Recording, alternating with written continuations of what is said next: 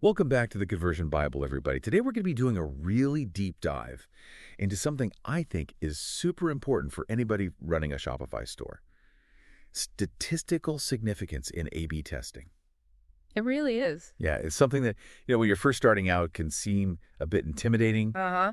but we're going to demystify all of that Yeah. and really give you the tools to understand how to interpret your results and make sure that when you're making changes to your store, you know that they're actually working Mhm. and not just some kind of fluke or some random thing that's happening. Right.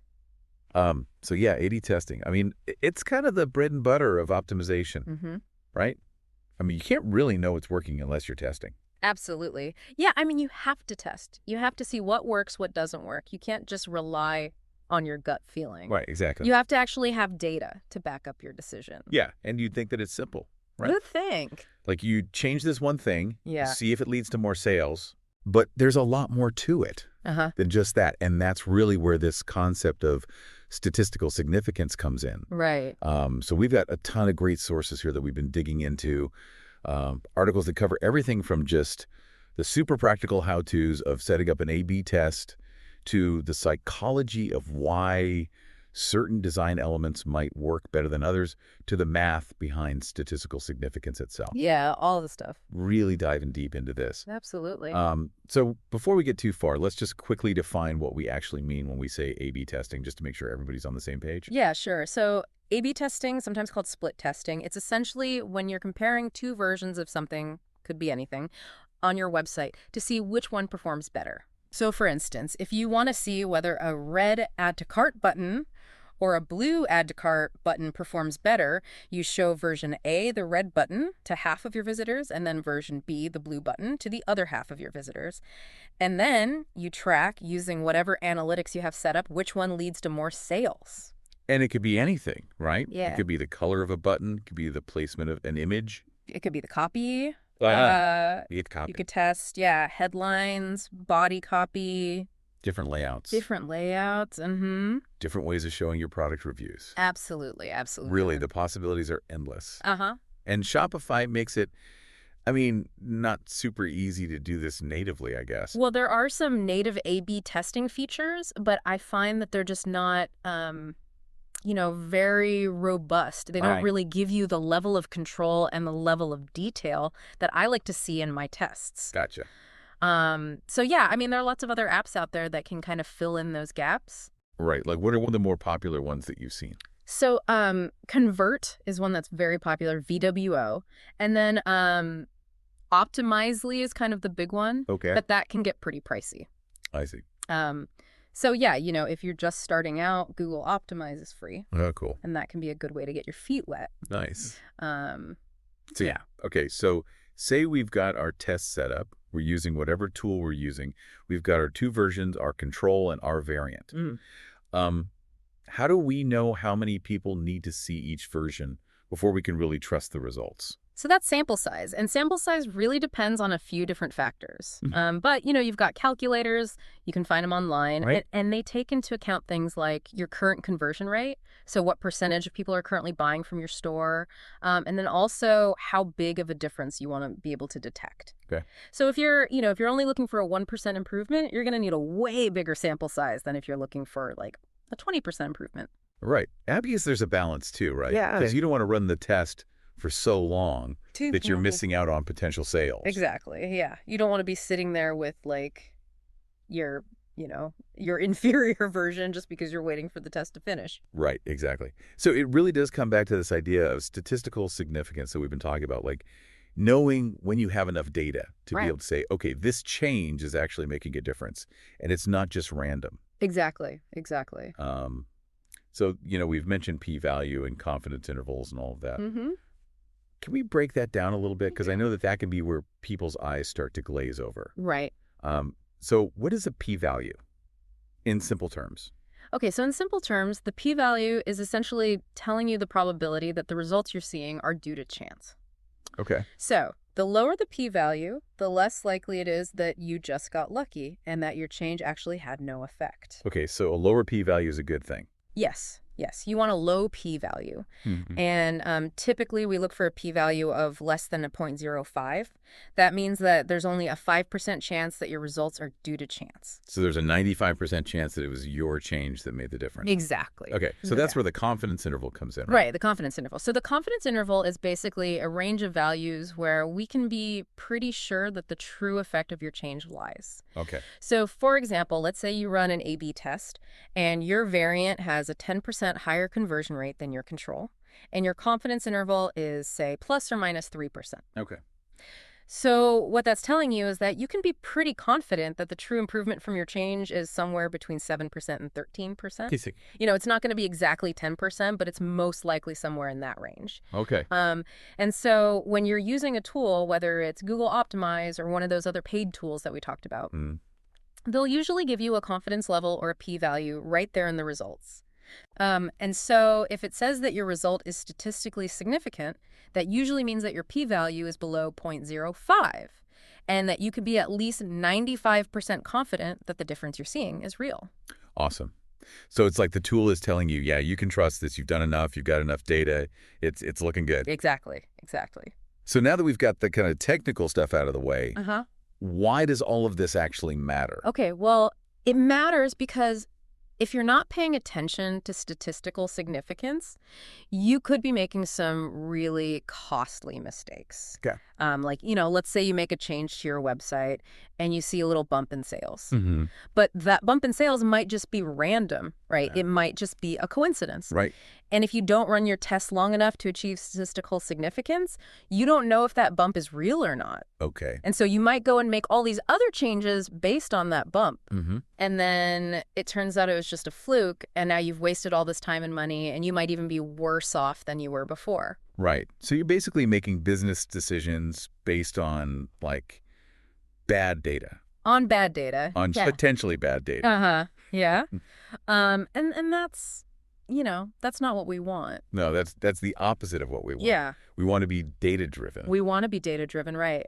We want to make sure that the changes we're making are actually having a positive impact on our business. And this is how you do that. Exactly. Yeah. Okay. So we talked about, making sure you have enough data, and I guess that's one of the big things, like just having the patience to actually run the test for long enough. Yes, the patience. And it's tough. Mm-hmm. It's tempting to just make a change and be like, oh, yeah, this is working. On.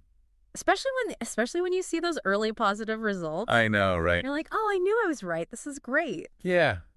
But you really gotta wait. Gotta resist. You gotta resist that urge. You Yeah. gotta wait for that data to come in. You gotta look at that p-value, make sure that it's below 0.05. Make sure you can trust it. Make sure you can trust it. Yeah.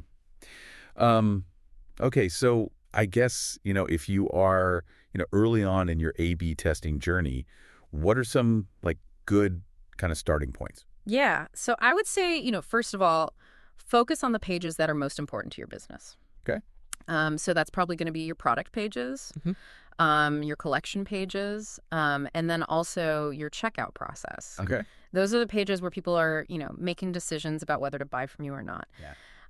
And then when it comes to what to test, I would say start with the things that are easy to change and that you think will have the biggest impact. Okay.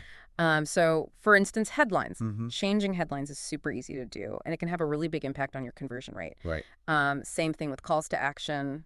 Changing the color, the size, the placement of your call to action buttons. That can also make a big difference. Yeah, and I think there's a tendency to like overthink it, right? Yes, definitely. To like try to come up with these super clever, super fancy tests. Yeah. But sometimes the simplest things are the ones that make the biggest difference. Absolutely. So yeah, just, changing the color of a button, changing the wording of a headline can have a huge impact. Mm-hmm. Okay, so let's say we've done a bunch of A/B testing. We're starting to get the hang of it. What are some common mistakes that we should be aware of? Oh, there are lots of common mistakes. We talked about ending tests too early. Right. That's a big one. But there's also, not testing for long enough. Okay.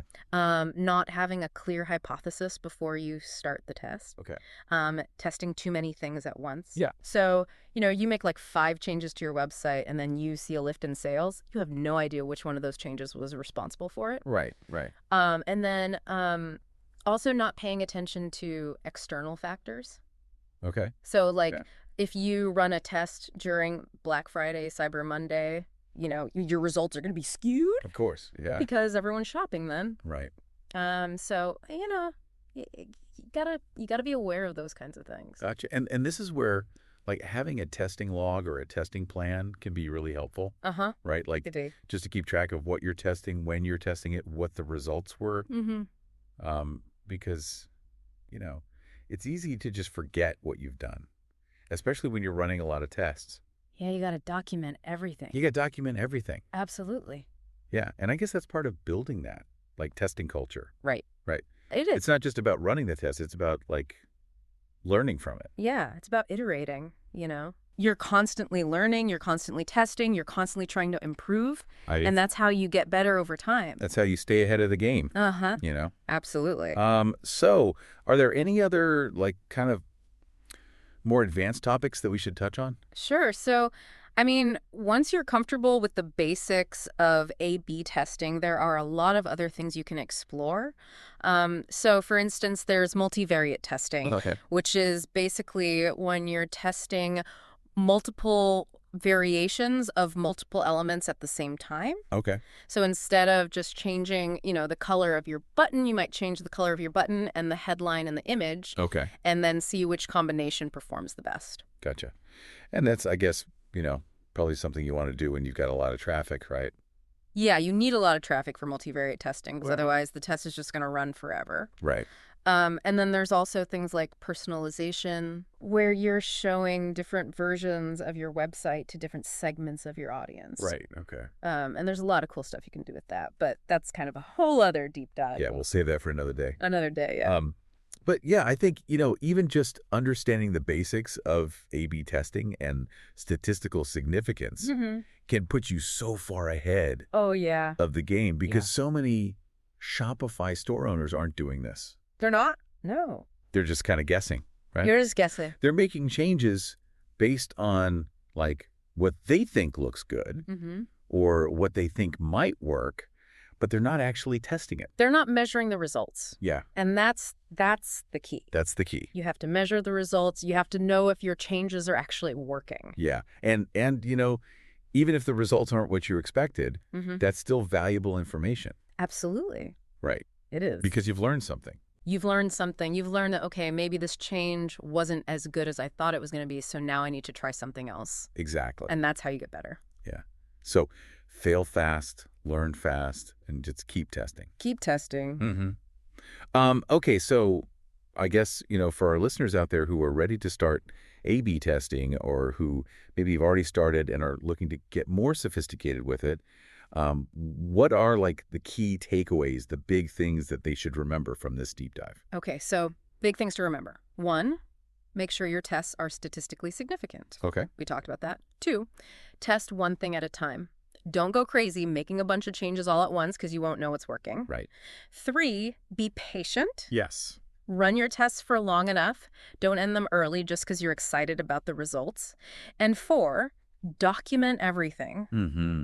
Keep track of your hypotheses, your results, your learnings. That way you can go back and see what worked, what didn't work, and you can make better decisions in the future. Awesome. Well, thank you so much for sharing all of your expertise with us today. Oh, you're welcome. This has been super insightful, My pleasure. and I think our listeners are going to get a lot out of it. I hope so. For those of you who want to learn more about A/B testing, there are a ton of resources available online, including on the Shopify blog and in the Shopify Help Center.